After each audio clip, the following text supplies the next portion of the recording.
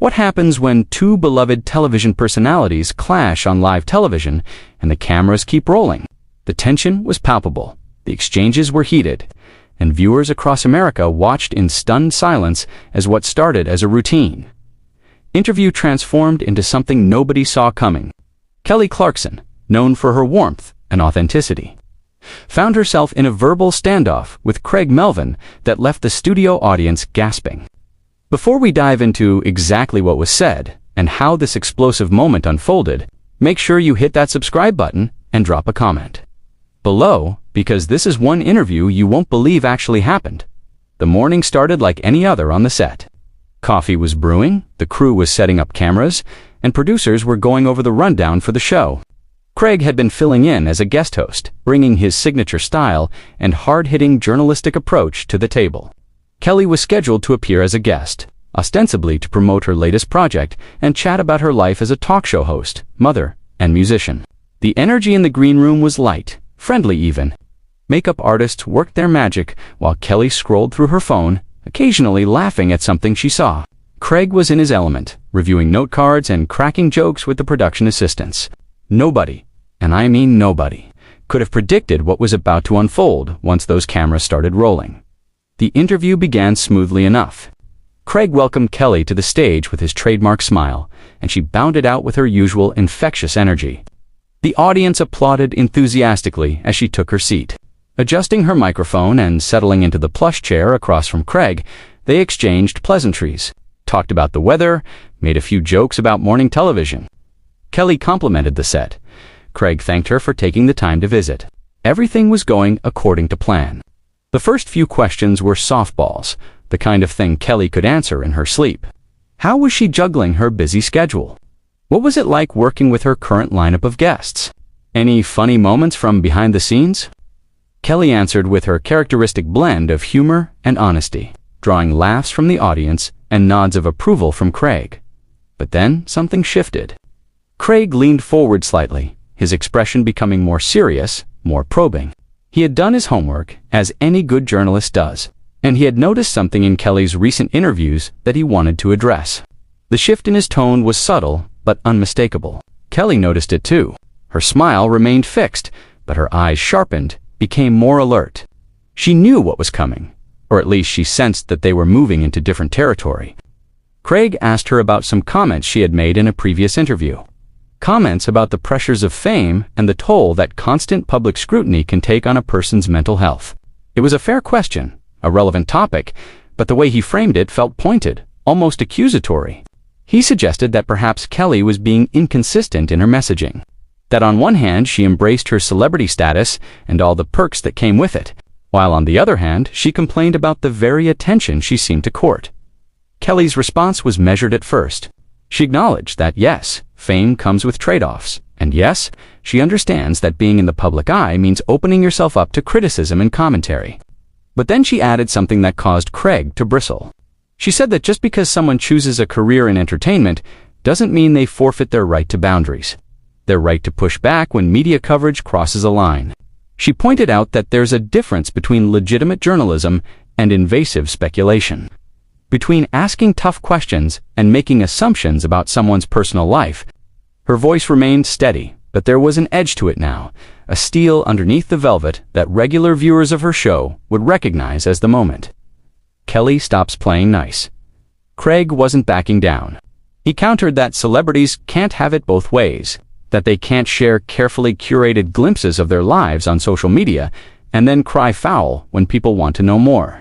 He brought up specific instances where Kelly had posted about her children, her divorce, her struggles and triumphs, and he asked, with a tone that bordered on challenging, whether she really had any grounds to complain about invasion of privacy when she herself was the one opening the door. The audience had gone quiet now. The laughter from earlier had evaporated, replaced by an uncomfortable tension that you could practically touch. People shifted in their seats, exchanged glances, unsure whether this was part of some planned bit or whether they were witnessing an actual confrontation. Kelly sat up straighter. Her hands, which had been gesturing animatedly throughout the interview, now gripped the armrests of her chair. She looked directly at Craig, not blinking, and said that there was a fundamental misunderstanding in what he was suggesting. Sharing parts of your life, she explained, is not an invitation for people to demand access to all of it. It's not a contract that says you owe everyone every detail, every moment, every vulnerability.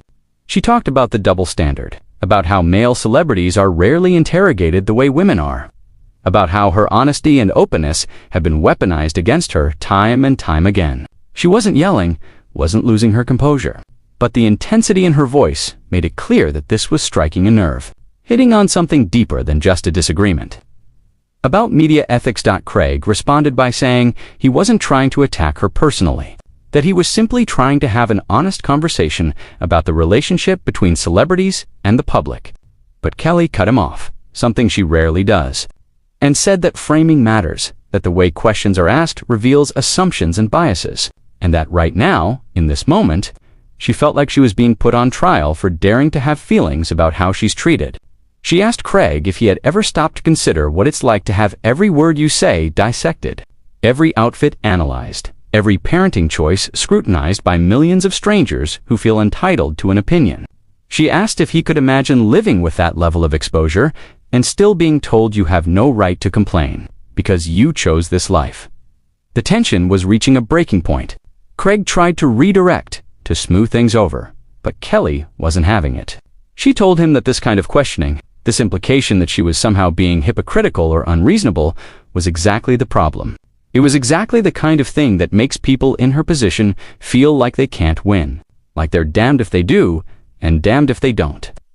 She talked about the toll it takes, not just on her, but on her family, on her kids who didn't ask to be part of this circus but get dragged into it anyway because their mom happens to be famous.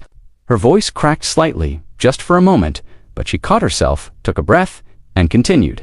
She said she was tired of being made to feel guilty for wanting basic human respect, for wanting to be able to share joy without it being turned into ammunition, for wanting to protect certain parts of her life without being called difficult or ungrateful.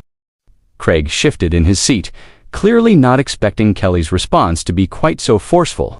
He opened his mouth to respond, but Kelly raised a hand, a gesture that said she wasn't finished yet. She leaned forward, mirroring his earlier posture, and her voice took on a tone that was both vulnerable and defiant. She told him that she had spent years, literally years, trying to navigate this impossible balance between being authentic and protecting herself, between giving people access and maintaining boundaries. And every single time she thought she had figured it out, someone like him would come along and tell her she was doing it wrong, that she was asking for too much or not enough, that she needed to toughen up or soften down. She asked him point blank, what exactly did he want from her? What would make him satisfied? Complete transparency, total silence, some mythical, perfect middle ground that only exists in the minds of people who have never had to live under this kind of microscope. The question hung in the air like smoke. Creig seemed momentarily at a loss, his journalist training telling him to maintain control of the interview, while his human side grappled with the genuine emotion in Kelly's words. He finally spoke, saying that he didn't want anything from her specifically, that he was simply trying to explore a broader conversation about celebrity culture and responsibility. But Kelly shook her head, a sad smile crossing her face. She said that was the problem right there. That tendency to hide behind abstract concepts and broader conversations, when what was actually happening was a real person sitting across from him, being made to defend her right to have feelings. She pointed out that he hadn't asked these questions in the abstract. He had asked them directly to her about her specific choices and her specific life. And now he was trying to retreat into generalities when she pushed back. Creig's jaw tightened. He wasn't used to being challenged like this, especially not on air, especially not by someone who was supposed to be there for a friendly chat. He told Kelly that she was being defensive, that he was asking legitimate questions that other journalists had asked before and would ask again, and that perhaps her reaction was revealing something about her own discomfort with the choices she had made. It was a calculated statement, the kind of thing designed to put the interviewee on the back foot, to make them question themselves. But Kelly didn't flinch. Instead, she laughed, a short, sharp sound that had no humor in it whatsoever. She said that calling a woman defensive when she stands up for herself was textbook, absolutely textbook, and she couldn't believe he had actually gone there. She asked if he realized how condescending that sounded, how dismissive it was of everything she had just said. The audience was completely silent now, transfixed by what was unfolding before them. Some people looked uncomfortable, others looked riveted, but everyone was paying attention. The producers in the control room were having frantic, whispered conversations, trying to decide whether to cut to commercial or let this play out. They decided to let it continue, perhaps sensing that this was television gold, the kind of unscripted moment that people would be talking about for days. Back on stage, Creig was regrouping, trying to find a way to regain the upper hand in the conversation. He told Kelly that he respected her passion, but that she seemed to be taking this very personally when it wasn't meant that way. Kelly's eyes flashed. She said of course she was taking it personally. It was personal, it was about her life, her experiences, her pain. How else was she supposed to take it? She continued, her voice rising slightly in volume, though still controlled, saying that this was always how it went. Women in the public eye share their struggles, and they're told they're playing the victim. They stay silent, and they're called cold or aloof. They show emotion, and they're deemed unstable. They maintain composure, and they're accused of being fake or calculated. There was no winning. No scenario in which they were allowed to just be human beings, having human reactions to difficult situations. She looked directly into the camera for a moment, addressing the viewers at home, saying that she knew there were people watching who understood exactly what she was talking about, who had felt this same impossible bind in their own lives. Maybe not on this scale, but in their workplaces, their relationships, their families. She said she was speaking not just for herself, but for everyone who had ever been told their perfectly reasonable response to unreasonable treatment was somehow the problem. Creig tried again to steer things back, suggesting that perhaps they should move on to another topic, talk about her music or her upcoming projects. But Kelly wasn't ready to let it go. She said no, they weren't going to just sweep this under the rug and pretend it didn't happen. That was part of the problem too. The way uncomfortable conversations get shut down the moment they become actually uncomfortable. The way people want to hear about struggles and hardships only if they're packaged nicely, tied up with a bow, presented as inspirational rather than messy and ongoing. She said if they were going to do this, if they were going to have this conversation, then they were going to really have it. Not the sanitized version where everyone stays polite and nothing actually gets said. Creig's expression hardened. He told Kelly that he understood she was upset, but that attacking him personally wasn't productive and wasn't fair. Kelly fired back immediately, asking when exactly she had attacked him personally. She said she had challenged his questions, his framing, his assumptions, but she hadn't made it about him as a person. She hadn't questioned his integrity or his character. She had simply refused to accept the premise of his line of questioning. If he was feeling attacked, maybe that said more about his own defensiveness than hers. The irony of the role reversal wasn't lost on anyone watching. Here was the interviewer, the person who was supposed to be in control. Now claiming to be under attack by his guest, the conversation took another turn as Creig brought up specific examples of times when Kelly had, in his view, courted controversy or attention. He mentioned social media posts, interview comments, public appearances, laying them out like evidence in a case he was building. Kelly listened, her expression growing more incredulous with each example. When he finished, she asked if he had actually watched or read any of those things in context, or if he had just compiled a list of headlines and sound bites. She walked through each example he had mentioned, providing the full context, explaining what had actually been said versus how it had been reported, pointing out the ways that her words had been twisted or taken out of context to create narratives that served other people's agendas.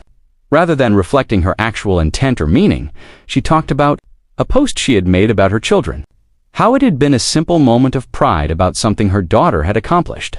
But the comments section had been flooded with people criticizing her parenting, making assumptions about her kids, offering unsolicited advice and judgment.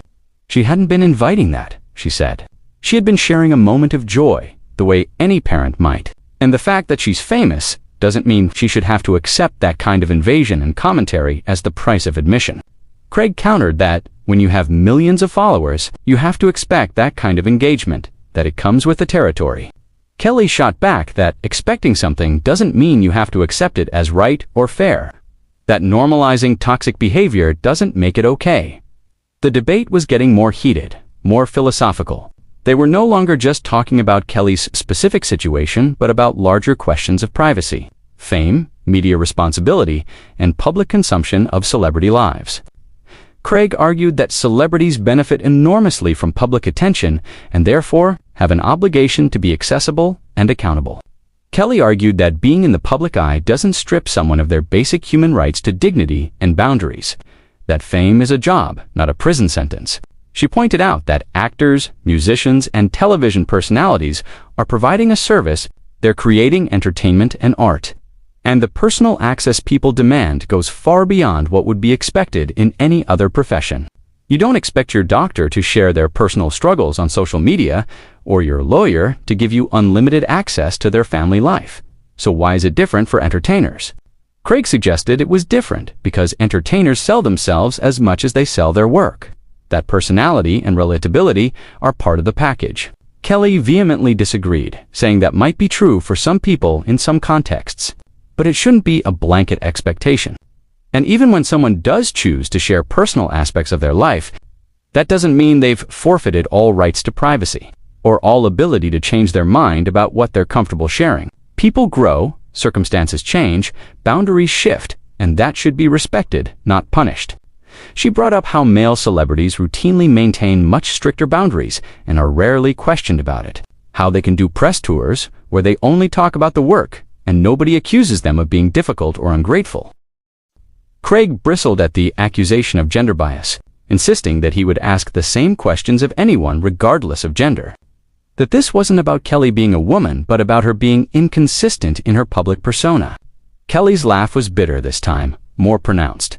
She told him that the very fact he was calling her inconsistent for having complex, evolving feelings about her relationship with fame and the public was proving her point exactly. Men are allowed to be complicated, contradictory, multifaceted. They can be private one day and open the next without being accused of hypocrisy. But when women do it, when they refuse to be easily categorized or packaged into a neat little box, suddenly they're difficult, they're inconsistent, they're problematic. She challenged him to name one male celebrity who had been grilled the way she was being grilled. Right now, for the crime of wanting some control over his own narrative, the challenge seemed to catch Creig off guard. He paused, clearly searching for an example, and Kelly didn't give him time to find one. She pressed forward, saying that the silence was answer enough. That deep down he knew she was right, even if he didn't want to admit it. She talked about the exhaustion of constantly having to prove herself, to justify her feelings, to explain why she deserves basic respect. She said that every woman she knows in this industry has similar stories, that they all compare notes about which interviewers are safe and which ones will try to trap them, which questions are genuine and which ones are landmines designed to make them look bad no matter how they answer it. It's a game, she said, a rigged game where the house always wins and women are always playing defense. Creig interjected, his voice firm now, saying that Kelly was painting him as some kind of villain when all he had done was ask questions, that she was being unfair and creating a narrative that didn't reflect what was actually happening in this conversation. Kelly met his gaze steadily and said that she wasn't calling him a villain, she was calling out a pattern, a system, a way of thinking that he might not even realize he's participating in. She said that's what makes it so insidious, so hard to fight against. Because people can engage in these behaviors while genuinely believing they're being fair and objective. Intent doesn't erase impact, she said. And right now, the impact of his line of questioning was making her feel like she had to defend her humanity, her right to have boundaries, her right to evolve and change her mind about what she's comfortable with. The conversation shifted again. As Creig brought up the business side of celebrity, pointing out that Kelly's brand, her empire, is built on accessibility and relatability, on making people feel like they know her. He suggested that she had made certain promises, implicit, if not explicit, to her audience, and that pulling back now felt like a betrayal of that social contract. Kelly's eyes widened in disbelief. She asked him to listen to what he was saying, to really hear it. She asked if he was seriously suggesting that because she had been open and warm and welcoming to her audience, she was now obligated to remain that way forever, regardless of how it affected her mental health, her family, her well-being. She asked if he understood how dystopian that sounded, how much it reduced her to a product rather than a person. She continued, her voice gaining strength, saying that her audience, her real audience, The people who actually care about her as a human being, and not just as entertainment, they would understand. They would support her right to grow and change and protect herself. The ones who felt betrayed by boundaries, who demanded constant access and unlimited transparency, those weren't her people anyway. Those were consumers who saw her as a commodity, and she refused to reduce herself to that. She had built her career on authenticity. Yes, but authentic people have limits. They have bad days, they have moments where they need to step back and protect their peace. Authenticity doesn't mean constant availability or performance of vulnerability for public consumption. Creig pointed out that she was getting quite worked up about this, his tone suggesting that her emotional response somehow undermined her argument. It was a tactical error. Kelly's expression turned ice cold. She told him that, yes, she was emotional because this mattered. Because she was tired of being nice about things that shouldn't require niceness. She was tired of smiling through questions that felt like attacks. Tired of making other people comfortable with her discomfort. Tired of packaging her pain in ways that made it easier for others to digest. She said that maybe more people should get worked up about the way women are treated in media. About the impossible standards and the constant judgment. About the way emotion is weaponized against them while emotional restraint is characterized as being cold or fake. She brought the conversation back to the specific question of why they were even having this discussion in the first place. She reminded Creig that she had come on the show to talk about her music, about her creative process, about the joy she finds in her work. Instead, she had been interrogated about her personal choices, her social media presence, her approach to fame. She asked why that was. Why interviewers seemed so much more interested in dissecting her personal life than celebrating her professional accomplishments. She had won Grammys, built a successful talk show, mentored countless young artists, used her platform for charitable causes. And yet, here they were talking about her Instagram posts and whether she had the right to ask for privacy. Creig attempted to explain that the personal and professional are intertwined for someone like her, that her relatability is part of her success. Kelly cut him off, saying that even if that's true, it doesn't mean the personal should dominate every conversation, that her achievements should be able to stand on their own without constantly being filtered through the lens of her personal life. Male artists get to talk about their craft, their process, their artistic vision. She wanted the same courtesy. She wanted to be taken seriously as an artist and a businesswoman, not just as a personality or a tabloid subject. The frustration in her voice was palpable now, the sense that this was a battle she had been fighting for years with no end in sight. The studio audience remained transfixed, many nodding along with Kelly's points, others looking uncertain about where their sympathies should lie. Creig made one more attempt to defend his approach, saying that tough questions are part of journalism, that holding public figures accountable is important. Kelly didn't disagree with that premise, but challenged the execution. She said there's a difference between accountability and interrogation, between asking tough questions and making someone feel like they're constantly under suspicion. She said that if he wanted to hold her accountable, he should ask about her charitable foundation, about whether she's living up to the values she claims to espouse, about the impact her platform has on her young fans. Those would be tough but fair questions. What he had been doing felt more like trying to catch her in some kind of gotcha moment, trying to prove she was fake or hypocritical rather than genuinely trying to understand her perspective. Creig's response was measured but defensive. He said he stood by his questions and his approach, that he believed he had been fair, even if Kelly didn't see it that way. Kelly nodded slowly, a resigned expression crossing her face. She said that was the problem in a nutshell, wasn't it? That he could walk away from this conversation believing he had done nothing wrong, that any discomfort she felt was her own issue to manage, while she would carry this with her, would replay it in her head, would wonder if she had said too much or not enough, would brace herself for how this would be covered and discussed in the media tomorrow. The imbalance was stark, she said. The interviewer gets to move on, while the subject has to live with the consequences. She took a breath, seemed to gather herself, and looked directly at Creig with something approaching sympathy. She told him she didn't think he was a bad person, that she didn't believe he had set out to make her feel this way. But that was almost worse in some ways, because it meant this was so normalized, so baked into the system, that good people with good intentions could perpetuate it without even realizing. She said she was speaking up not to attack him personally, but to shine a light on patterns that need to change, conversations that need to happen, awareness that needs to be raised. If her discomfort in this moment could spark even a few people to think differently about how they consume celebrity content, how they engage with public figures, how they judge people they don't actually know, then maybe it was worth it. Craig thanked her for her perspective. Though the words sounded hollow, automatic, Kelly accepted the thanks with a tight smile, both of them knowing that nothing had really been resolved, that they were simply at an impasse. The interview wound down awkwardly from there, with a few perfunctory questions about her upcoming album. Release that felt jarring after the intensity of what had just transpired. Kelly answered them professionally, but the warmth from the beginning of the interview never returned. Asterisk. So, what did you think about this explosive interview? Did Kelly have a point, or did she take things too far? Drop your thoughts in the comments below. And don't forget to subscribe for more stories about the moments when live television gets real and the masks come off. Let me know, who do you think handled this situation better?